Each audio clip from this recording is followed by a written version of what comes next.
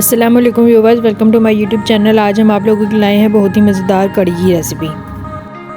सबसे पहले दही की लस्सी लेंगे 1 लीटर। उसमें 3 से 4 खाने के चम्मच बेसन शामिल करेंगे, 1 खाने का चम्मच नमक, 1 खाने का चम्मच लाल मिर्च पाउडर, आधा खाने का चम्मच हल्दी, आधा खाने का चम्मच सूखा धनिया पाउडर।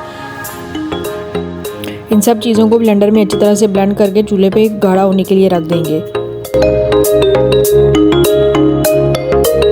उसके साथ ही प्याज के पकौड़ों का मसाला तैयार कर लेंगे। बेसन लेंगे 1 कप, उसमें 3 अदद चॉप किए हुए प्याज शामिल करेंगे, आधा कप हरा धनिया शामिल करेंगे, 1 खाने का चम्मच नमक, 1.5 खाने का चम्मच लाल मिर्च पाउडर, 1 खाने का चम्मच सूखा धनिया पाउडर, आधा खाने का चम्मच हल्दी और आधा खाने का चम्मच कसूरी मेथी शामिल कर देंगे और उसके साथ ही 1 खाने का चम्मच अनारदाना शामिल कर देंगे।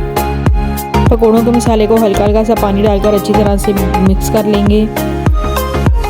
फ्राइंग पैन में ऑयल शामिल करेंगे, इसको अच्छी तरह से गर्म करके इसमें सारे पकोड़े अपने फ्राई कर लेंगे।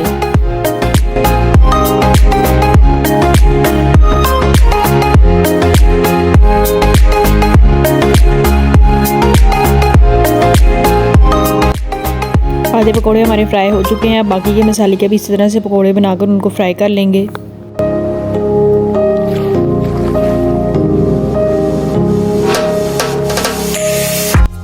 पकोड़े फ्राई करने के बाद उनको कड़ी में शामिल कर देंगे।